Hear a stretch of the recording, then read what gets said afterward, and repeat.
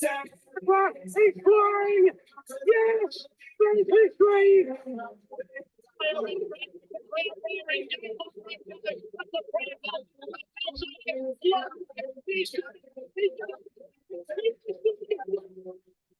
Grab by Whisper. My Whisper won the last.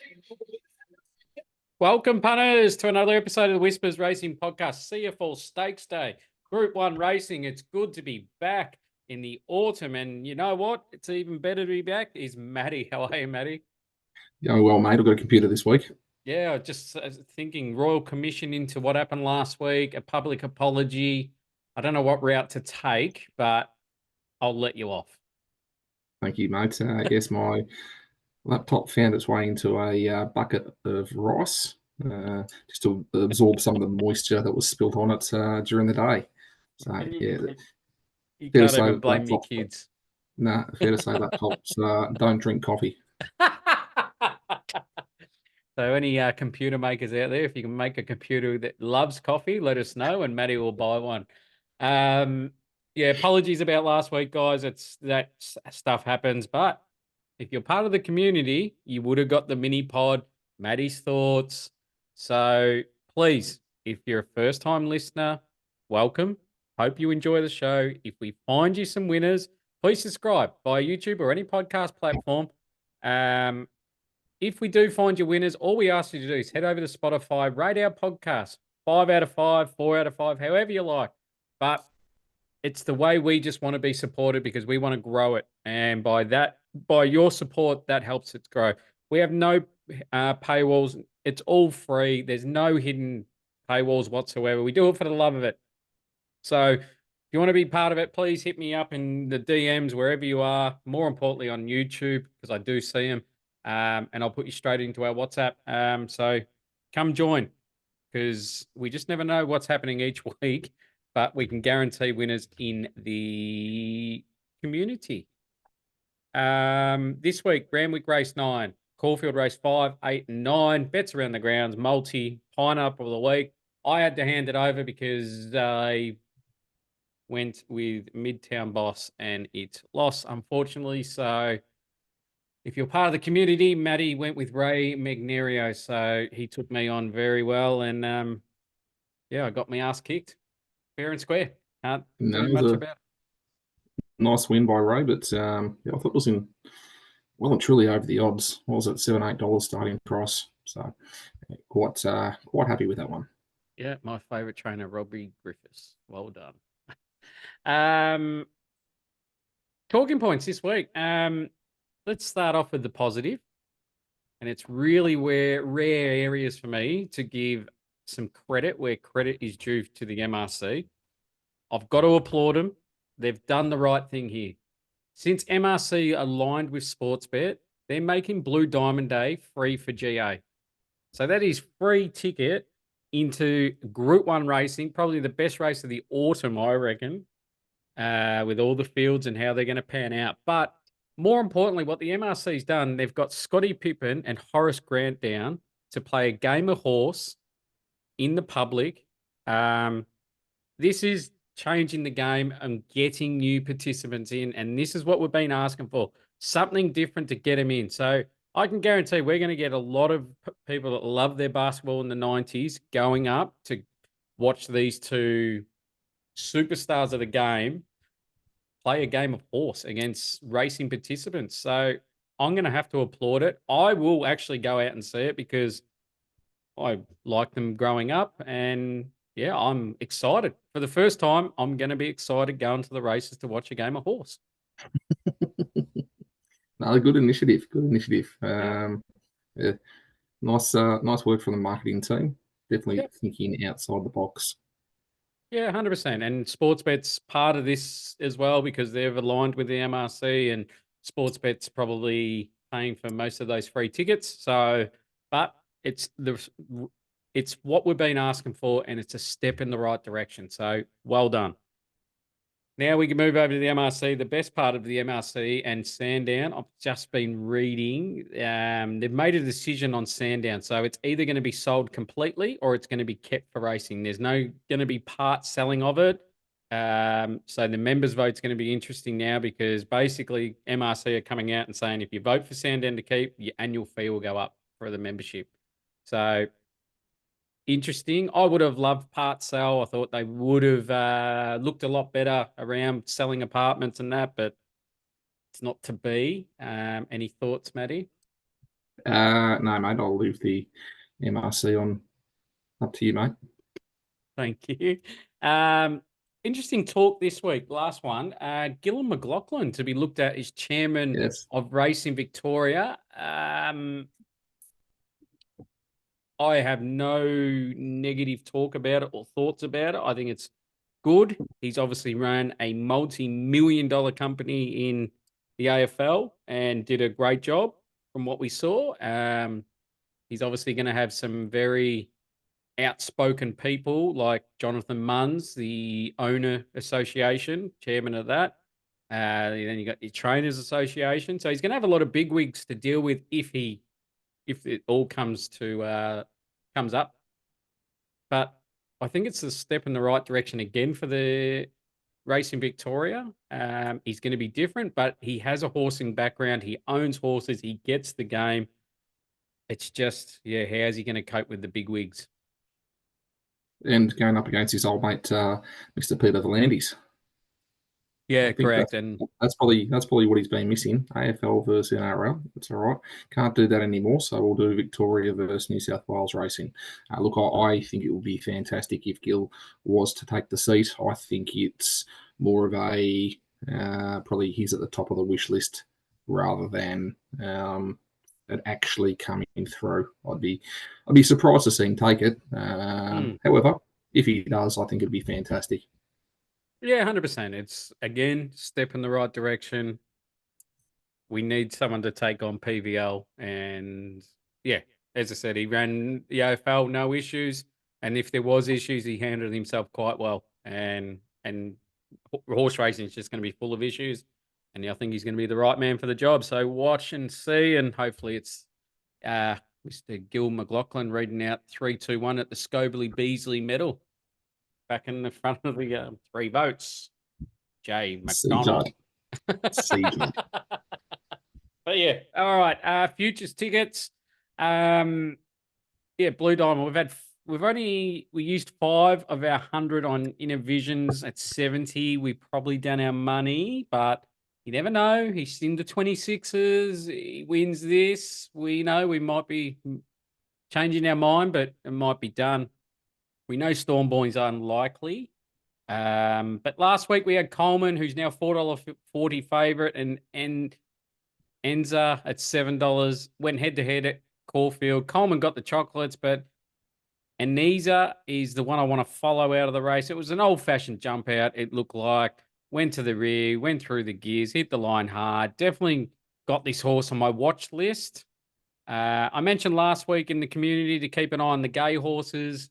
With Lady Camelot, who won well into Sydney and rocketed into 460.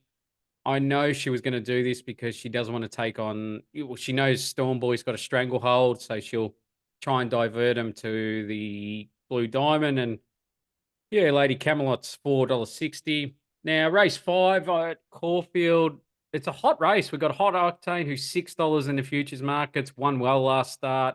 Bodyguard, $11 in the futures, who won nicely down the straight last year. Winners have come out of that race. Stay focused. It's in a race I'm keen to watch, though. It's hard to split those 3 horses in Stay Focused, Bodyguard, and High Octane. They all look betting prospects for the Blue Diamonds. I just want to hold and see what happens out of that race before pulling the trigger. Race 6, we got Bold Bastille, who's $11 on Betfair, and I feel it's got a stranglehold on this race in race 6 and looks the winner here. Had 1 jump out, went well. Clearly saving the horse for I thought was for the Blue Diamond Golden Slipper campaign, but it's come out and they've said that it had bad bloods and they've looked after the horse. Normally they go 2 jump outs. They only went 1. So whatever it does Saturday, it's going to improve, but taking $11, I think it's good enough because if it wins, it starts $3 or $4. The only knock is it's probably going to be second up in the Blue Diamond, which isn't ideal. But I had to snip this price because if it wins Saturday, as I said, $3 to $4. So we're going to have $25 on Bold Bastille at 11s and $70. We're just going to hold on and see what Saturday pans out. And yeah, I think we can have a good crack. There's still some good prices out there to have a crack at. Track stats this week. Rail True Caulfield. Been a nice week. No rain around. There's been a lot of hand watering. Means horses up on speed, close to that rail will be the play of the day. I'll be just looking for horses up on speed. That's going to be the way we're going to look at it. So yeah, Caulfield race 5, 8, and 9. And Matty's going to, I'll put him somewhere in the middle here so I can have a little break. Yeah, I just thought I'd go through the 2 big races and one that I'm keen to have a play in. So race 5, as I bring it up, is the Carlisle Cup, 1,600 metres, small field, Group 3. Good little race there. Speed map. I think it's a real tricky speed map. There's no natural leader. I've mapped Paperboy leader here with Young Werther on the rail camp behind the leader. Yonce can be outside leader, even behind the leaders. Foxy Cleopatra from 1. Could be 3 pairs back on the rail here. Unusual Culture. Could be 3 wide, no cover if they're not careful. But I feel they could push forward and sit outside leader. As I said, real messy map. But there's a couple that I'm keen that will find just good spots here. I'm keen to be with Yonce here. This horse has come back very well off its injury layoff. Last start wasn't fully tested. I thought it could easily run a place with some luck. Coming out of Sharippa and Anton races, which I think reads good enough to be winning this. Great barrier to be sitting positive, barrier 5. Young Werther jumped out really well. Not surprised at the price the bookies put up, but currently on the drift. Foxy Cleopatra has jumped out well too, but I'm worried the horse is going to be 3 back the fence.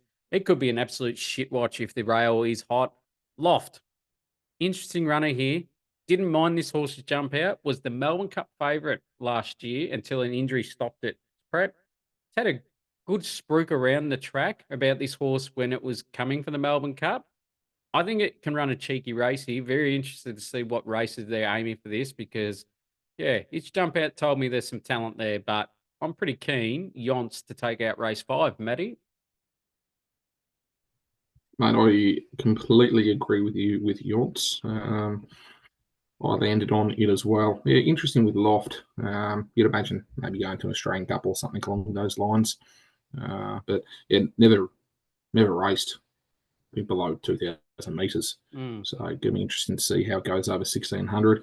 I'd imagine it goes back and it'll probably run on. So that will be an interesting runner. The other one to keep an eye on is Foxy Cleopatra, which has been well fanned in the market. I think quite a few people would have seen the jump out where it won by about 20 to 30 lengths. So that'll be interesting to see how the market reacts when you have jump outs one like that. It usually tracks a fair bit of coin. So, mate, I am with you with Yonce.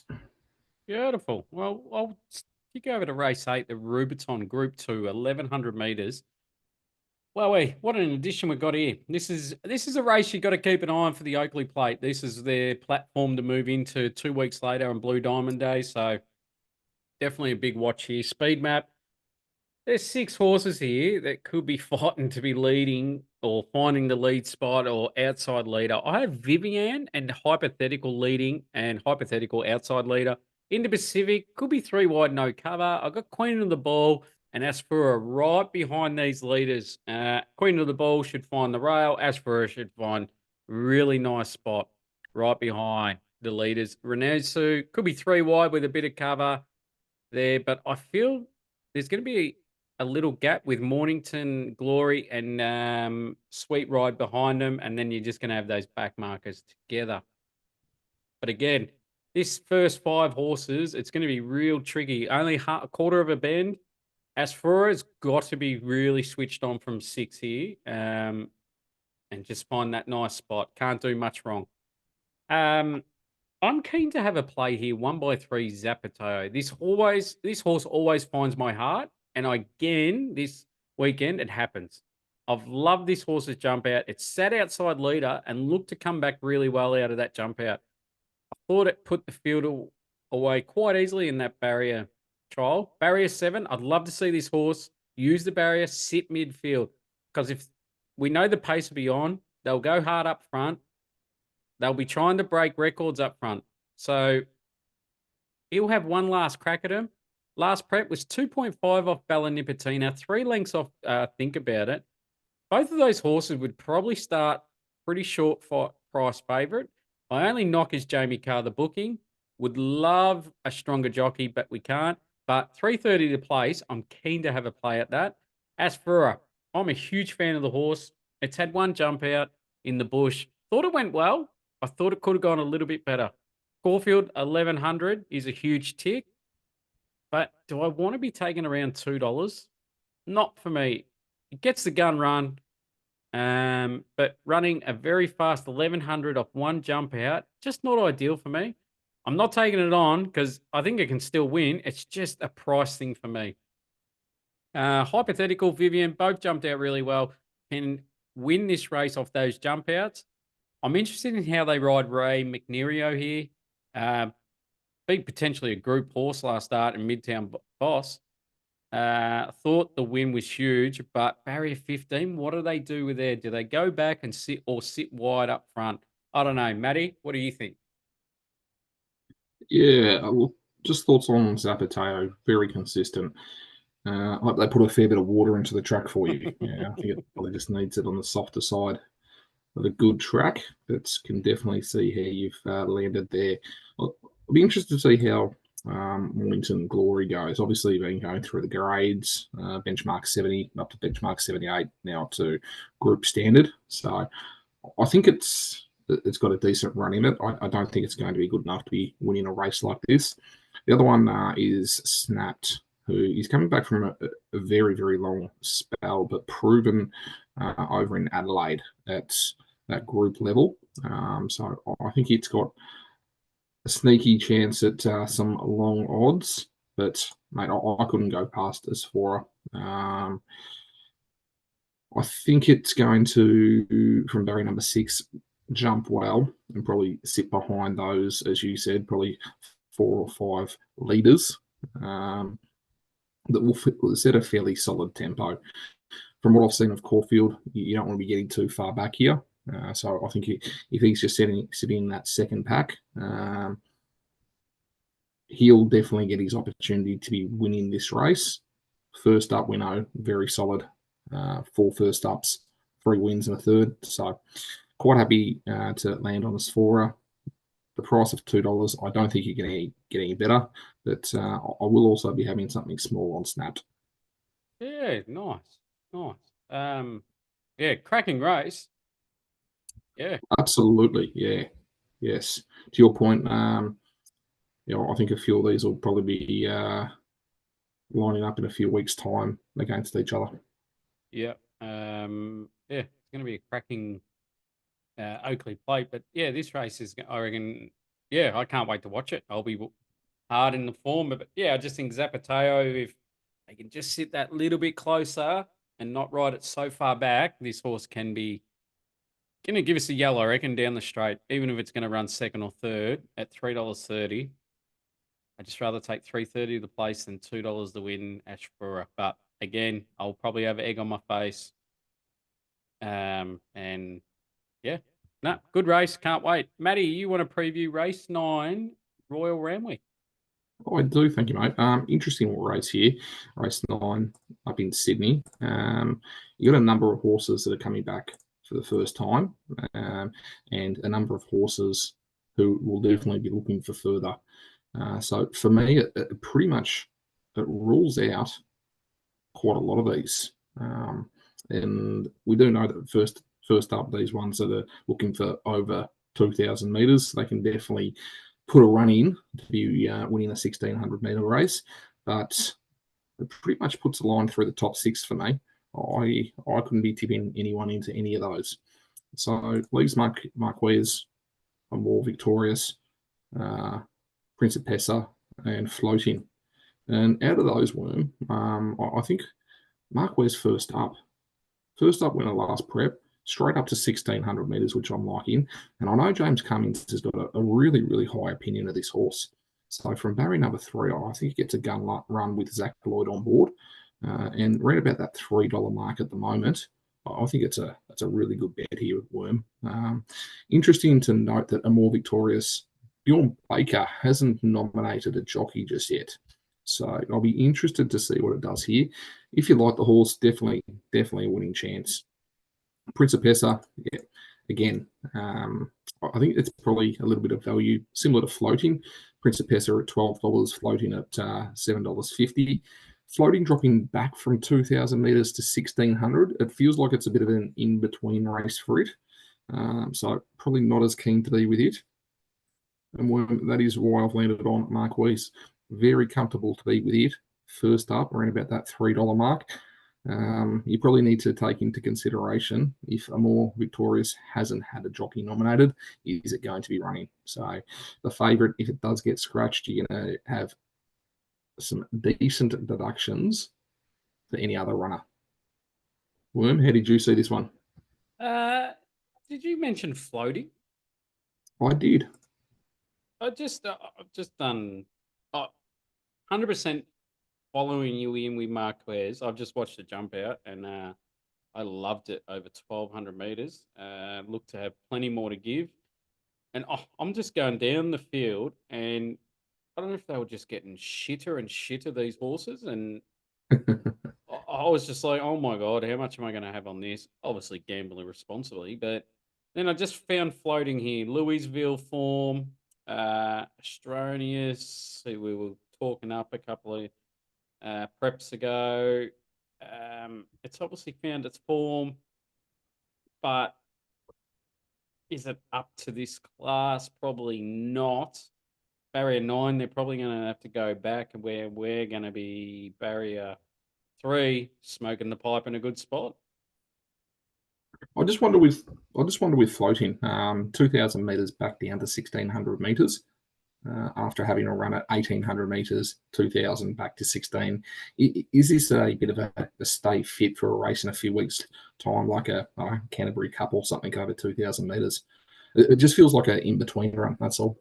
Yeah, 100% agree, mate. Like a one at 2,000 metres, if it didn't run the distance, I get it and I'd probably understand it. But you won at 2,000. Yeah, there's probably something down the mark now that they've penciled in and gone, well, there's nothing. This is just the middle run just to tick him over and keep him fit. Marquez, $2.90 at the moment. Wowee. That's a very good summary, mate, because I'm going to follow you in. I'm very close to using the M word, but I'll move on before I make an absolute count of myself.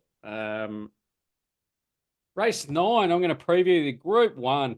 How good's Group 1 racing? It's good to be back. Speed map.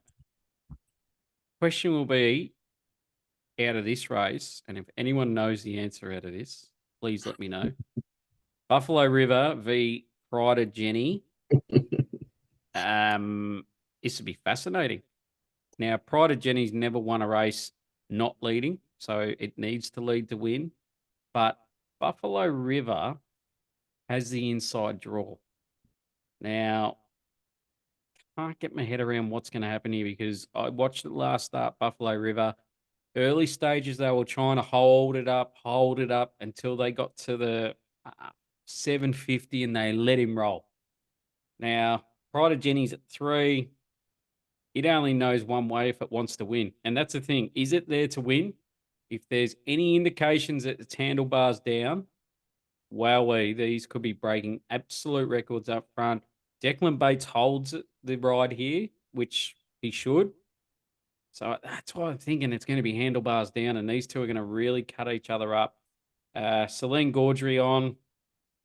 Where it is fascinating what these two do, and if I can find out who's going to lead out on the rail, fucking tell me so I can get my head around it. But Anton, he's probably going to be 3 wide, no cover. But they could space him right out here, and he slots in nicely right behind them. Something we've got to keep an eye on. V8, Pericles, both find perfect spots. Mr. Brightside, midfield, lovely run in transit. Again, it is just up to these two front runners, how hard they go and how much of the gaps they get. I'm keen to play here. 1x3, Pericles had one jump out and it won it nicely. In that trial, it was Griff, Think It Over, Militarize, and Fangirl. I know it was a jump out, but it handled itself really well. And that's what I want to see. Horses actions, and it did really well. Last prep, I thought it was a real light prep in the Sydney, winning a Group 2, Pimple away from a Golden Eagle. At $8 and $2 a place, I think it's an easy 1x3 play here. Map's perfect, and I feel like it's come back better. No knock, Mr. Brightside. If you're keen at $1.80, then bet with confidence. The last jump out was very, very good. This horse could go undefeated in the Autumn Carnival, going super. Again, if Pride of Jenny didn't have Buffalo River in the race, it could have been a genuine winning chance, but worried these two cut itself up and put up the white flag with 150 to go. Matty, V8. I've never been a fan of this horse. Thought it overachieved in the Caulfield Guineas. Then the Coolmore, it went better than I thought it would. No jump out, then wins the Australian Stakes. But how good's that race? Crosshaven ran fourth. Southport Tycoon runs earlier in the day, so he'll give us a little guide how good that race was. I just can't get my head around a V8. I maybe just being stubborn, but I can't be having something on it. But yeah, Keen, 1x3, Pericles. Matty? Yeah, you just can't get the Caulfield Guineas out of your mind from last year where it should have won, and Griff got the chocolates. Look, it is a good horse, V8. I'm not sure how it's going to go here. Look, one horse that I thought would be running in this race, I was keen on it last start when Ayrton beat it just on the line, was Kabling. So quite surprised it's not running in this. I had it marked down for a race like this, but anyway, that's okay. In terms of what you said, absolutely. The only other one I'll mention is I'm really glad to see that Parnhams have sent across Bustler. I rate this horse. Now, this horse won a railway, came fourth in the Northerly, and then came fourth in the Gold Rush, and wasn't too far behind. So I genuinely want to see how this horse stacks up against some of these best milers in the country. So interested to see what type of progression it's got, plus also what they've got planned for this preparation. But we're probably a race that I'll be watching rather than betting into. As you said, be an interesting one to see where Pride of Jenny and also Buffalo River, how they fight out for the lead. And yeah, always good to see Group 1 racing back and how Mr. Brightside comes back, the best miler in the country. Yeah, 100%. If either of those two don't lead, I'm calling for a royal commission into that, and I'll give up punting if neither of those two lead. And Mr. Brightside leads or something, I could smash all TVs in my house. And yeah, but Bustler, mate, yeah, touched on that. Yeah, he's a hard one. I tried to assess. Yeah, WA form's always nice. He was Pimple away from Zaki in a Northerly, who we can sort of tie into. Yeah, he's the interesting runner, and he's massive odds, $34. I thought he should be early 20s, late teens. So if you like him, And you got get a good price. some decent first up form too. Yeah, 100%. And his jump out was no knock whatsoever. He's ticking over nicely. Especially when you got Munamek in the race and he's $21, it doesn't make sense to me. You would suggest that this is a bit of a step up for it, but I'm glad that, as I said, the Parnhams have taken the punt and sent it across to see how it does stack up. Yeah, 100%. Good on him. It'll be, I think it'll stack up well. It just, be interesting to see where it lands and all that. But around the grounds, Matty, where are we going for him? One we've already mentioned, we'll start at Caulfield, race number 5, Yonce, for all the reasons mentioned previously. Race number 8, for all the reasons mentioned, is C.F.ORR. Jump back up to Sydney, and in the last up there, Tin Tookie and Bellinger. I think that's a decent 2-bet play. You can get around 350, if not close to $4 on Tin Tookie, and $6.50 on Bellinger. I see the winning coming from one of those two. Tin Tookie second behind a very, very handy horse in our Oberson. Look, it steps up in distance, and it should be exceptionally suited to that step up. Bellinger, now, this horse is exceptionally consistent and should have finished a lot closer last start. And you could argue the same about the start before. Always around the mark. So I think it's found a race that it could be in the finish for. So Worm, race number 10, be a 2-bet play with Tin Tookie and Bellinger. Beautiful. I've only got one. Adelaide race 2, number 5, Gallinus. I know I liked this horse last start, and some people will say it was disappointing. I get that and understand, but I'll keep harping on this. This horse needs to be leading to be winning. Its best racing in Europe was when it leads. Todd Panel, don't listen to the trainer. Don't listen to the owners. Listen to me. Just put it up on pace. If it leads, you will be winning and you will cash in first place and some prize money.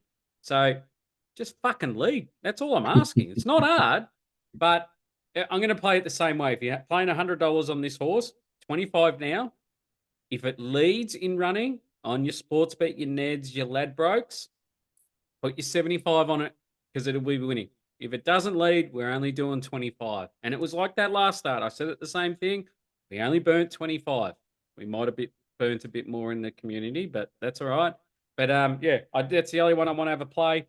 Multi, I'm just going to be plain and simple. Caulfield race 9, number 2, Pericles the place at $2. Matty? We'll be going Tin Tookie the place in race number 10 in Sydney. I think we'll be flying home late. Definitely be getting a place. Now, race number 3, I haven't mentioned this race up in Sydney. The horse that's, I like, Infinitive is in it. Now, I'm not actually going to be putting that into the multi. Second up, Chris Waller. Not really the recipe that I want to be playing with. Plus, also still over 1,600 metres. I'll wait till it gets up to 1,800 metres, 2,000. And it will be finding a race that it will be winning. But here, another Will also nominated in Melbourne, so just interesting to see whether it's going to run in Melbourne, which I think it will, or up in Sydney. But the one I'm going to be including in the multi here, Worm, is Amati. Amati's at around $23 and $4 for the place, so we'll put Amati in for the place. Its last start wasn't so bad; it came 6th, but it's been very consistent, and I think it's the one in this field that is well and truly over the odds. So we'll put a bit of value in there, $4 for Amati. You sure you haven't gotten the colours mixed up? Definitely have not, no. Look, Infinitive, it's a race that can definitely win. This isn't a strong race whatsoever. I just don't like the recipe of it not stepping up in distance, second up Waller. So I'm quite happy just to watch it go around this time. If it wins, it wins. That's okay. But I will definitely be with it when it steps up to 1,800 or 2,000. Yeah, 100%. Be interesting to see where they aim this horse in the Autumn Carnival. Yeah, I'm interested. But yeah, 100% agree. If you watch Infinity last start, shit, it got a bad ride, I reckon, and should have won. That's racing.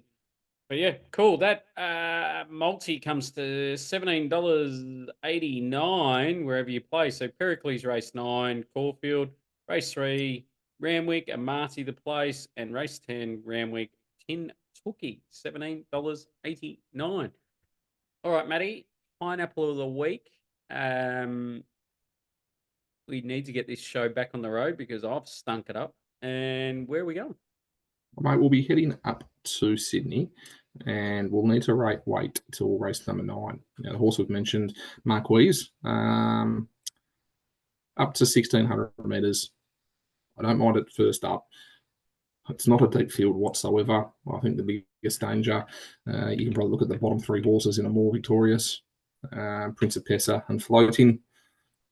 For the reasons I mentioned, I'm quite happy to be with Marquise. I think it's it's going to be a very good horse, this one, and it should be just beating these. So very happy to be with Mark Wees around that $3 mark with him. Yeah, 100% agree. I hope this favourite runs because we're just going to hold that beautiful price of $3 and we will wallop them. That's a word I've found out this week. Wallop. So we'll be walloping them at race 9. Yeah, I'm just worried if this favourite scratch, shit, we could be $1.50, but that's all right. We just tip winners. So maybe back it now, see what happens, and go from there. Any last thoughts on Group 1 racing at Caulfield, Matty? Good to be back, mate. Very good to be back.